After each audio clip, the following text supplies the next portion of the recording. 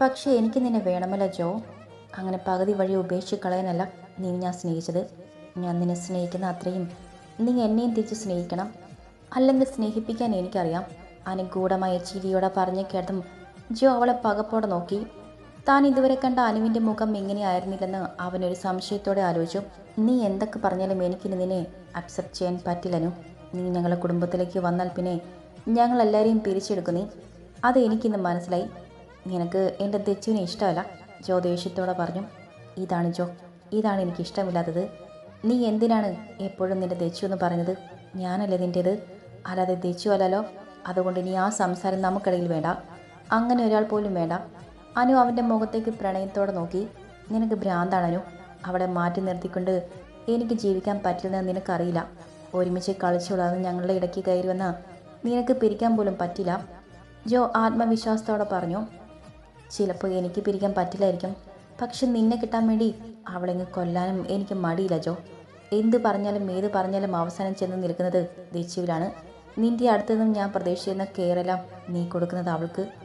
അത് ഞാനങ്ങനെ സഹിക്കും ജോ. പറ്റില്ല, എനിക്ക് ഒട്ടും പറ്റില്ല.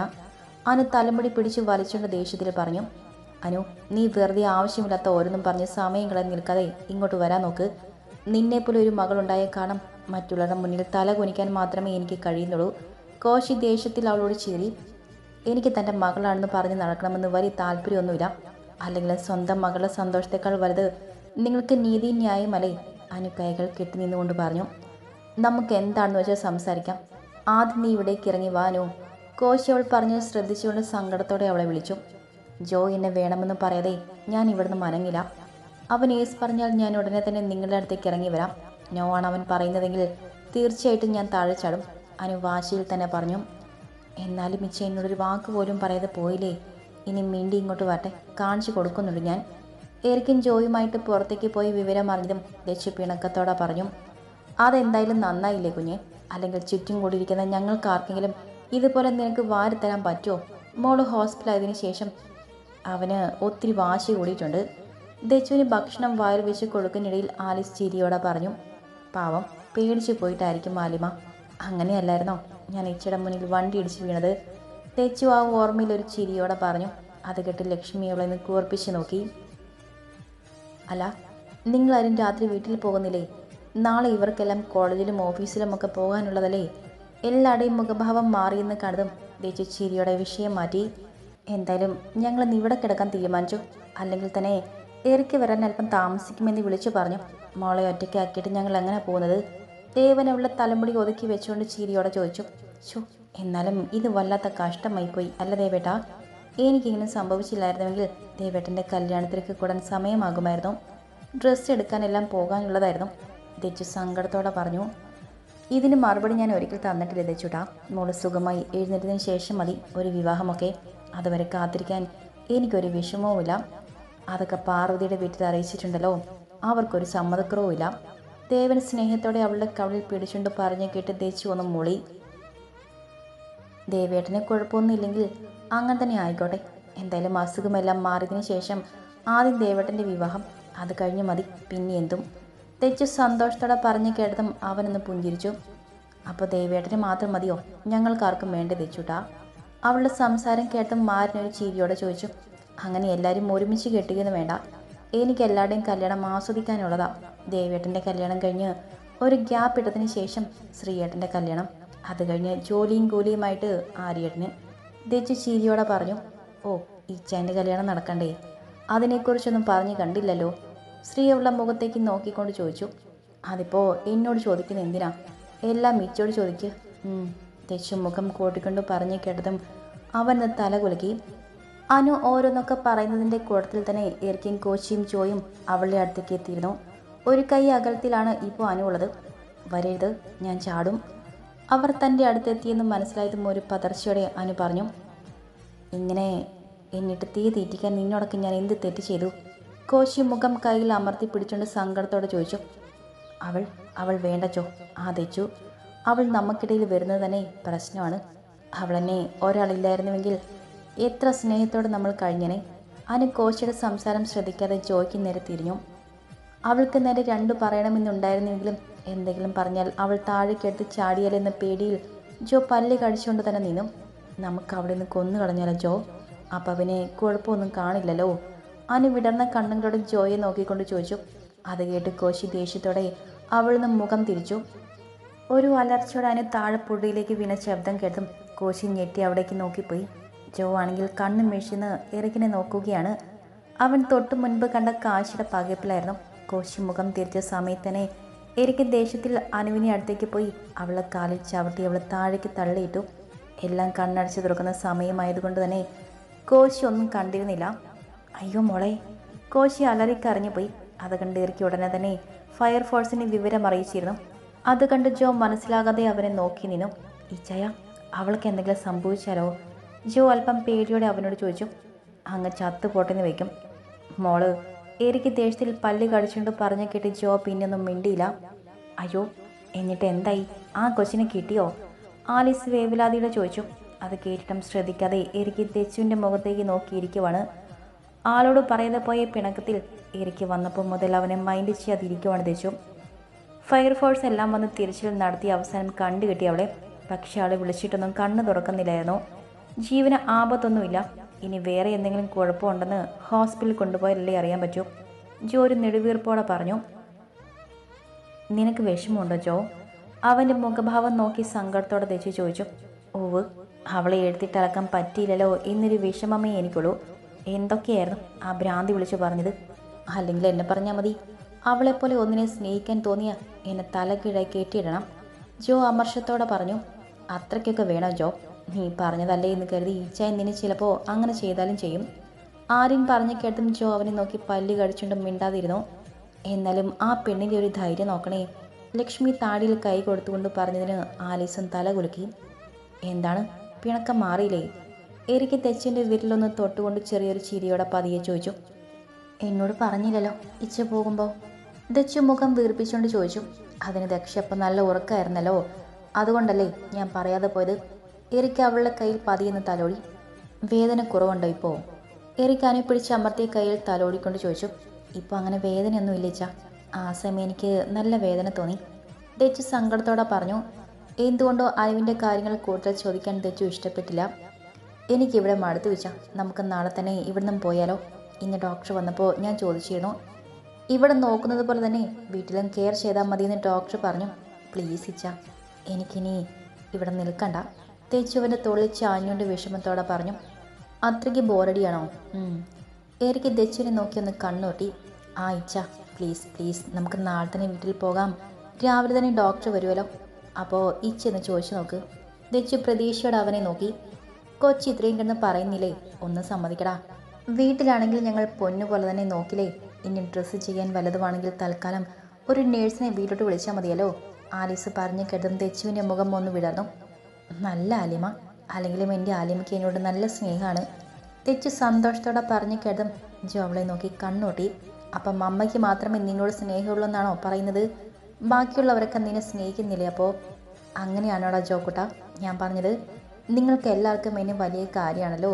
തെച്ചു ചിരിയോടെ പറഞ്ഞു കേട്ടതും അവന് തല കുലുക്കി. എടാ ജോ, നീ ഹോസ്പിറ്റലിൽ പോകുന്നില്ലേ? അവളുടെ അവസ്ഥ എന്താണെന്ന് അറിയാമല്ലോ. മിണ്ടാതിരുന്നോ നീ, ഇല്ലെങ്കിൽ ഞാൻ വലുതുമെടുത്ത് അടിക്കുന്നതിനെ. ഇനി ആ പണ്ടാരത്തിനെ പോയി കണ്ടിട്ട് വേണം അവളെൻ്റെ തല്ലിൽ നിന്ന് ഇറങ്ങാതെയാകാൻ. എനിക്കിങ്ങനെയൊക്കെ ജീവിച്ചാൽ മതി പോനെ. ജോ അവളെ നോക്കി തൊഴുതുകൊണ്ട് പറഞ്ഞു കേട്ടും ദച്ചു ഒന്ന് പുച്ഛിച്ചുകൊണ്ട് മുഖം തിരിച്ചും. ഇതിപ്പോൾ രാവിലെയും രാത്രിയും ഒക്കെ ഡ്യൂട്ടിയാണോ ഇവിടെ? നമ്മളെപ്പോൾ വന്നാലും കാണാമല്ലോ. അവർ സംസാരിച്ചുകൊണ്ടിരിക്കുമ്പോഴാണ് പാർവതി അകത്തേക്ക് കയറി വന്നത്. അവളെ കണ്ടതും ജോ ഒരു ചിരിയോടെ പറഞ്ഞു. അതിന് മറുപടി പാർവതി അവനെ നോക്കി കണ്ണൊട്ടിക്കൊണ്ട് പതിയെ ദേവനെ നീടം കണ്ണിട്ട് നോക്കി. അവനൊരു ചിരിയോടെ ഇരിക്കുകയാണ്. എനിക്ക് നാളെ വീട്ടിൽ പോകണമെന്നുണ്ട് ഏട്ടത്തി. ഇപ്പോൾ എനിക്കങ്ങനെ വേറെ കുഴപ്പമൊന്നുമില്ലല്ലോ. എന്തെങ്കിലും ഉണ്ടെങ്കിൽ ഇവിടേക്ക് വരാവുന്നല്ലേ ഉള്ളൂ. അതുകൊണ്ട് നാളെ വീട്ടിൽ പോകുന്ന കാര്യം ഏട്ടത്തെയും ഡോക്ടറിനോട് ഒന്ന് പറയണേ. സത്യത്തിൽ ഇവിടെ കിടന്ന് ആകെ മടുത്തു, എനിക്കിനി വയ്യ. ദച്ചു ദയനീയമായി പറഞ്ഞുകൊണ്ട് പാർവതിയെ നോക്കി. ഇനിയിപ്പോൾ വലിയ കുഴപ്പമൊന്നുമില്ലടാ, ഞാൻ ഡോക്ടറോട് പറഞ്ഞോളാം. വീട്ടിൽ നല്ലതുപോലെ കെയർ ചെയ്താൽ മതി. എന്തെങ്കിലും ഉണ്ടെങ്കിൽ എന്നെ വിളിച്ചാൽ മതി, ഞാൻ ഓടി വന്നോളാം. പാർവതി നിറഞ്ഞ ചിരിയോടെ പറഞ്ഞു കേട്ടതും ദേശു കൂറുമ്പോടെ ദേവൻ്റെ മുഖത്തേക്ക് നോക്കി. അത് കണ്ടവൻ പാർവതിയുടെ മുഖത്തു നിന്നും കണ്ണെടുത്ത് വേഗം ഫോണിൽ നോക്കി. അത് മാത്രം വേണ്ട കേട്ടോ ഏട്ടത്തി. എന്തെങ്കിലും ഉണ്ടെങ്കിൽ ഞാൻ ഇവിടെ വേറെ ഏതെങ്കിലും ഡോക്ടറിനെ വിളിച്ചോളാം. എന്തായാലും എൻ്റെ ഏട്ടൻ്റെ പെണ്ണായിട്ട് നിലവിളക്ക് വാങ്ങി എടുത്ത് ആ വീട്ടിലേക്ക് കയറി വന്നാൽ മതി. ദച്ചു ചിരിയോടെ പറഞ്ഞു കേട്ടതും പാർവതി സ്നേഹത്തോടെ അവളെ കവളിൽ പതിയെന്ന് തലോടി. അല്ല, നീ പോയ കാര്യം എന്താ ഏറി? ഞാൻ അതുകൂടി അറിയാൻ വേണ്ടിയാണ് വന്നത്. പാർവതി ദച്ചുവിൻ്റെ കൂടെ ബെഡിലിരുന്നുകൊണ്ട് ഗൗരവത്തോടെ എറിക്കിനോട് ചോദിച്ചു. അവൾ ചോദിച്ചു കേട്ടതും ജോ ഉണ്ടായ കാര്യമെല്ലാം പറഞ്ഞു. ആ കുട്ടി ഇത് എന്തൊക്കെയാണ് കാണിച്ചു കൂട്ടിയത്? കാര്യങ്ങളെല്ലാം കേട്ടപ്പോൾ പാർവതി അമർഷത്തോടെ ചോദിച്ചു. അത് കേട്ടതും ജോ വിഷമത്തോടെ മുഖം കുനിച്ചു. ജോ വിഷമിക്കേണ്ട കേട്ടോ, നിനക്ക് അതിനേക്കാൾ നല്ലൊരു പെണ്ണെ തന്നെ കിട്ടും. ജോയെ നോക്കി ഒരു ചിരിയോടെ പാർവതി പറയുമ്പോൾ അവനൊന്ന് പുഞ്ചിരിച്ചു. സത്യം പറഞ്ഞാൽ ഇനി എനിക്ക് സ്നേഹിക്കാൻ തന്നെ പേടിയാണ് ഏട്ടത്തി. എൻ്റെ ദച്ചുവിനെ അംഗീകരിക്കാൻ പറ്റാത്ത ആരെയും എനിക്ക് വേണ്ട. കല്യാണം കഴിഞ്ഞാലും ഞങ്ങളുടെ ബന്ധം ഇതുപോലെ തന്നെയായിരിക്കും. അതൊക്കെ അക്സെപ്റ്റ് ചെയ്യാൻ പറ്റുന്ന ഒരു കുട്ടി മതി. അല്ലെങ്കിൽ പിന്നെ അടിയും വഴക്കും ഒഴിഞ്ഞ് നേരം കാണില്ല. ജോ ഒരു നെടുവീർപ്പോടെ പറഞ്ഞു കേട്ടതും പാർവതി തല കുലുക്കി. അവളുടെ മുഖത്ത് എന്താ ഒരു സന്തോഷം നോക്കിക്കേ. വീട്ടിലേക്ക് പോകാൻ സാധനങ്ങളെല്ലാം പാക്ക് ചെയ്തുകൊണ്ടിരിക്കുമ്പോഴാണ് ചിരിയോടെ ഇരിക്കുന്ന തെച്ചുവിനെ നോക്കി ജോ പറയുന്നത്. രാവിലെ ഡോക്ടർ വന്ന് ഡിസ്ചാർജ് ചെയ്ത് കൊടുത്തുകൊണ്ട് തന്നെ ഇന്ന് ജോയും ദേവനും പോയിരുന്നില്ല. സ്ത്രീക്ക് പോയേ പറ്റൂ എന്ന സ്ഥിതി ആയതുകൊണ്ട് മടിച്ചു പോയി. പിന്നെ ഓഫീസിലേക്ക് അച്ഛന്മാരും.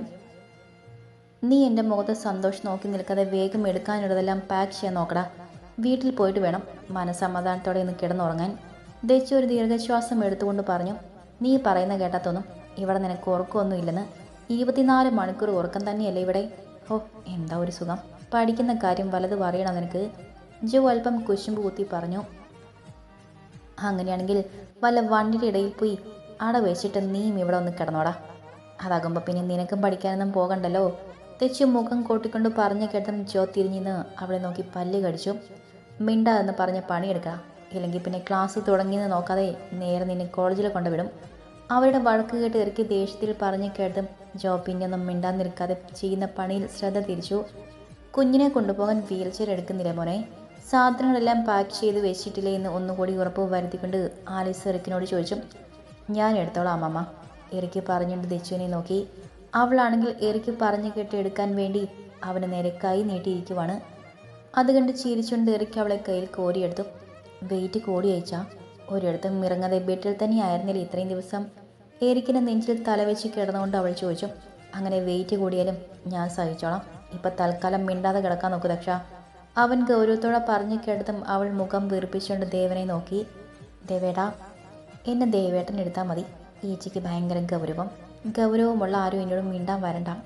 ദേവനോട് തേച്ച് വിളിച്ചു പറഞ്ഞു കേട്ട് അവൻ സംശയത്തോടെ എറിക്കിനെ നോക്കി. ദേവേട്ടൻ വയ്ക്കോ, ഞാൻ കൊണ്ടുവന്നോളാം. എറിക്ക് കണ്ണ് ചിമ്മിക്കൊണ്ട് പറഞ്ഞു കേട്ടതും അവൻ ഒരു ചിരിയോടെ പുറത്തേക്കിറങ്ങി. അവിടെ പാർവതി നിൽക്കുന്നുണ്ടായിരുന്നു. ഇറങ്ങിയ ദേവേട്ടാ? ദേവനെ നോക്കി വിടർന്ന കണ്ണോടെ പാർവതി ചോദിച്ചു. പോകുവാടൂ. ദേവൻ ചിരിയോടെ പറഞ്ഞതും അവളുടെ മുഖമൊന്ന് വാടി. എങ്കിലും ചെറിയ ചിരിയോടെ തലയാട്ടി. തൻ്റെ ഫോണിന്ന് തന്നേ. മുന്നോട്ട് നടക്കാൻ തുടങ്ങിയ ദേവൻ എന്തോ ഓർത്തതുപോലെ തിരിഞ്ഞ് പാർവതിക്ക് നേരെ കൈ നീട്ടി. അത് കണ്ട ഒരു സംശയത്തോടെ ലോക്ക് മാറ്റി പാർവതി ഫോൺ ദേവന് കൊടുത്തു. എൻ്റെ നമ്പർ ഒന്ന് സേവ് ചെയ്യുവാണ്. ദേവൻ പറഞ്ഞു കേട്ടതും പാർവതി ഒരു പതർച്ചയോടെ അവനെ നോക്കി. അയ്യോ വേണ്ട ദേവേട്ടാ. പാർവതി അവൻ്റെ കയ്യിൽ നിന്ന് ഫോൺ വാങ്ങാൻ കൈ നീട്ടിയതും അവൻ സംശയത്തോടെ അവളുടെ ഫോണിൻ്റെ സ്ക്രീനിൽ നോക്കി. അതിൽ ദേവന് സേവ് ചെയ്ത നമ്പർ കണ്ട് അവൻ്റെ പുരികമൊന്ന് ചുളിഞ്ഞു. പാർവതിയുടെ കയ്യിൽ എൻ്റെ നമ്പർ ഉണ്ടായിരുന്നു അല്ലേ? ദേവൻ അവൾക്ക് നേരെ ഫോൺ നീട്ടിക്കൊണ്ട് ഗൗരവത്തോടെ ചോദിച്ചു. അത് കേട്ട അവളുടെ മുഖമൊന്ന് വിളറി. അത് പിന്നെ ഞാൻ എറിക്കിൻ്റെ കയ്യിൽ നിന്ന്. പാർവതി ഒന്ന് വിക്കിക്കൊണ്ട് അവനെ നോക്കി. എന്നിട്ട് എന്തേ എനിക്ക് കോൾ ചെയ്യാഞ്ഞത്? ദേവൻ അവളുടെ മുഖത്തേക്കൊന്ന് നോക്കി ചോദിച്ചു. ഞാൻ ദേവേട്ടന് ചിലപ്പോൾ ഇഷ്ടമായില്ലെങ്കിലും ഒന്ന് വിചാരിച്ചു. പാർവതി പറഞ്ഞു കേട്ട് ദേവൻ അവളെ ഒന്ന് കടുപ്പിച്ച് നോക്കി. അങ്ങനെ ഇഷ്ടമില്ലായിരുന്നെങ്കിൽ ഞാൻ തന്നോട് ഇങ്ങനെ സംസാരിക്കില്ലായിരുന്നു. അതിപ്പോഴും മനസ്സിലായില്ലേ? ദേവൻ ചോദിച്ചപ്പോൾ അവളുടെ മുഖം ഒന്ന് വിടാതും. അപ്പം എന്നോട് ഇഷ്ടമുണ്ടല്ലേ? പാർവതി ഉത്സാഹത്തോടെ അവനോട് ചോദിച്ചു. അതിന് മറുപടിയായി ചുറ്റുമൊന്ന് നോക്കിക്കൊണ്ട് ദേവൻ അവളുടെ കവിളൊന്ന് തട്ടി. വരട്ടെ, കാണാം. അതും പറഞ്ഞ് നടന്നു പോകുന്ന ദേവനെ അവൻ തൊട്ട കവിളിൽ കൈ വെച്ചുകൊണ്ട് അവളൊന്ന് നോക്കി നിന്നു. ഞാൻ കണ്ടു. പുറകിൽ നിന്നും കുറുമ്പോഴുള്ള ദച്ചുവിൻ്റെ ശബ്ദം കേട്ടതും പാർവതി കൈ മാറ്റി അവളെ നോക്കി നിന്ന് ചിരിച്ചു. ഞാൻ വിളിച്ചോളാം കേട്ടോ. കൃത്യമായിട്ട് മരുന്നൊക്കെ കഴിക്കണം. ഡിസ്ചാർജ് ചെയ്തെന്ന് പറഞ്ഞു ഉഴപ്പരുത്. പാർവതി അവളുടെ കവിളിൽ തഴുകിക്കൊണ്ട് പറഞ്ഞ് കെട്ടി തെച്ച് ചിരിയുടെ സമ്മതം പറഞ്ഞു. എന്ന് ഞാൻ പോട്ടെടി. എറിക്ക് പാർവതിയോട് പറഞ്ഞപ്പോൾ അവളൊന്ന് ചിരിച്ചു. അത് കണ്ട് എറിക്ക് ദച്ചുവിനെ ഒന്നുകൂടെ തന്നെ നെഞ്ചിൽ ഒതുക്കി പിടിച്ചുകൊണ്ട് നടന്നു നീങ്ങി. ഇച്ച, നാളെ മുതൽ ഡ്യൂട്ടിക്ക് പോവുമോ? തെച്ചു എറിക്കിനെ നെഞ്ചിൽ താടി കുത്തി വെച്ചുകൊണ്ട് അവൻ്റെ മുഖത്തേക്ക് നോക്കി. എന്താ പോണ്ടേ? എറിക്ക് ചെറിയൊരു ചിരിയോടെ ചോദിച്ചു. ഇച്ച പൊയ്ക്കോ. വീട്ടിൽ അമ്മയും അലിയമ്മയും പിന്നെ രേവതി ചേച്ചിയൊക്കെ ഉണ്ടല്ലോ. ദച്ചു പറഞ്ഞു കേട്ട് അവൻ്റെ മുഖം ഒന്ന് മാറി. അവളെ ഇന്ന് കടുപ്പിച്ച് നോക്കിക്കൊണ്ട് അവൻ അവളെ കാറിലേക്ക് കയറ്റി. പിന്നെ അവളെ അടുത്തായി അവനും ഇരുന്നു. അതിന് മാത്രം ഞാനെന്താ പറഞ്ഞേ? എറിക്കിൻ്റെ ഗൗരവത്തിൽ നിൽക്കുന്ന മുഖത്ത് നോക്കി ദച്ചു സ്വയം ചോദിച്ചു. മിണ്ടാതെ അവിടെ ഇരിക്കടി, ഇല്ലെങ്കിൽ പിന്നെ വയ്യാത്തതാണെന്ന് നോക്കാതെ എഴുതിയിട്ട് തരും ഞാൻ. എറിക്ക് കണ്ണൊട്ടി പറഞ്ഞു കേട്ടതും അവൾ മുഖം വീർപ്പിച്ചുകൊണ്ട് അവൻ്റെ തോളിൽ ചാഞ്ഞു. എറിക്ക് അവളെ തന്നോട് ചേർത്ത് സൂക്ഷിച്ചു പിടിച്ചു. ലക്ഷ്മിയും മാലിസും പുറകിലായിരുന്നു. ദേവനാണ് ഡ്രൈവ് ചെയ്യുന്നത്. അടുത്ത് ജോയ് ഉണ്ട്. അതിന് പുറകിലാണ് എറിക്ക് ദച്ചുവിനെ ഇരുത്തിയത്. കാർ വീടിന് മുന്നിലെത്തിയതും ദച്ചു സന്തോഷത്തോടെ ഒന്ന് ശ്വാസം മാഞ്ഞെടുത്തു. എത്ര നാളെ ഈ വീട് കണ്ടിട്ട്. ദച്ചു പറഞ്ഞു കേട്ട് എറിക്ക് അവളെ ശ്രദ്ധിച്ചെടുത്തുകൊണ്ട് പുറത്തേക്കിറങ്ങി.